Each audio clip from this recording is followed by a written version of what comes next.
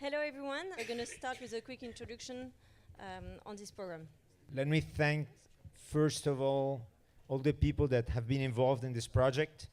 The European Investment Fund, of course, France Digitale, the team of France Digitale and Taro in particular, who's probably upstairs looking for more people, and all the persons who are sitting here were involved and were interviewed and helped us quite significantly in making this project possible. So the idea today is actually to present you very rapidly the main findings and the main recommendation of this study. As you might recall, we have interviewed more than 50 investors and business angels around Europe.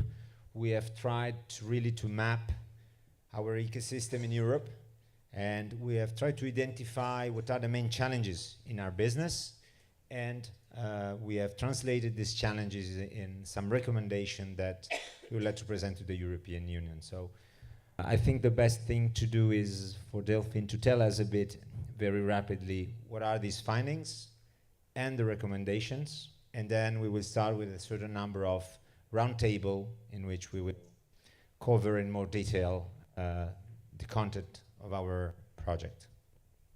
Thank you, Emanuele. So we spoke with many of you, and what we understood from these interviews were that the main issue for everyone it's the exit market.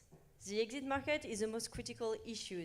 It's an issue for entrepreneurs that needs liquidity, that needs that may want to become business angels or to start a new company. It's obviously an issue for VCs, because we need to show performance to raise a new fund, and it's also an issue for the whole industry, as we need role model, we need success stories. The second finding we got is that the value chain is unbalanced from both a local level and a pan-European level. We have regions in Europe where there is a shortage of equity, even as from seed and pre-seed. It's especially in Portugal and in Italy. We have other regions where the equity shortage starts on Series A and Series B, and we also realize that there is a global issue on later funding, and we only have very, very few growth players. The third findings we got was that we do have a lot of tech hubs in Europe, but there is no cross-fertilization, there is no cooperation between these tech hubs. Several places like Berlin, London, and Paris, also Stockholm and Helsinki, have created great hubs, but we don't see any exchanges, we don't see any internationalization coming from these tech hubs. The last issue we heard about was the tax and legal environment. We heard that there are many countries in which we don't have employee incentives, so there is no possibility of stock option plans, and that's really important for us because it's part of the whole web businesses to create an alignment of interest between funders, employees, and investors. And there's also an issue on stability to attract investors on this asset class, which come from this lack of tax and legal environment. Maybe now I can give you a quick update on the recommendations we had. So we're here today to discuss these recommendations and to validate these recommendations among us. So we're going to speak.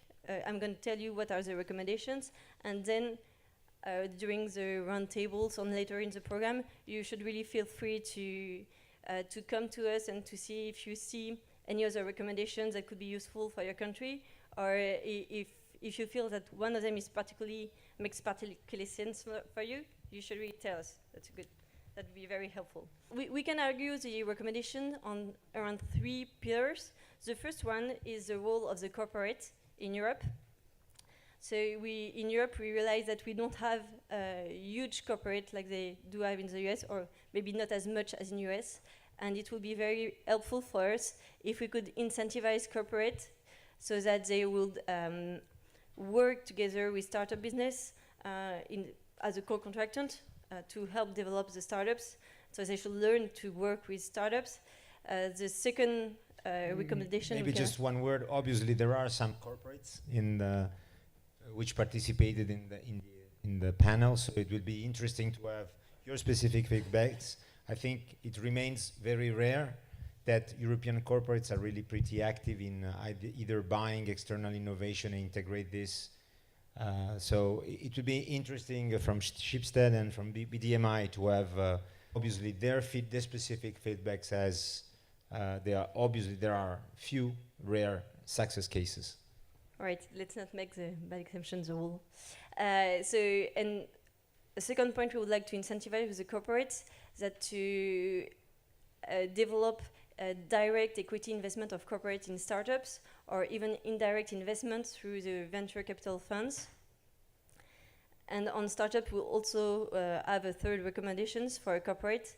We would like to have a system that could incentivize corporates in competing with US corporates on the buying for the trade sale for buying European startups. Regarding the equity shortage, we thought of 4 recommendations.